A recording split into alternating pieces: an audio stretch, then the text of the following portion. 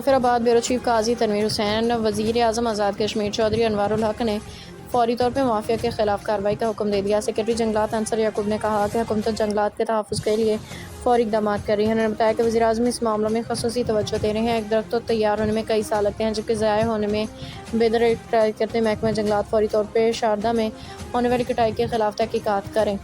تحفظ ماحولیات چیئرمین راجہ ممتاز خان، صدر خورشید اون، وائس چیئرمین سید ضیاء الدین گیلانی، ایڈیشنل سیکرٹری جنرل قاضی تنویر حسین، نائب صدر حفیظ الرحمان عباسی اور دیگر نے ٹمبر مافیا، قبضہ مافیا کے خلاف اقدامات پہ سیکرٹری جنگلات انصر یعقوب کا شکریہ ادا کیا کہ جب سے وہ آئے ہیں تو بہتری آئی ہے، امید ہے مزید بہتری آئے گی۔ شاردا میں جنگلات کی غیر قانونی کٹائی کے خلاف تفصیلات بتائیں جو کہ محکمہ جنگلات کا طلب نکلا۔ شاردا کمپارٹ نمبر 18 جو کہ کوپ ایریا ہے، جس میں عوام کے درخت پہ پودا جات لگائے جا رہے ہیں درخواست پہ، تاکہ گلیشیئر وغیرہ سے محلہ ناڑ والی بستی کو محفوظ بنایا جا سکے۔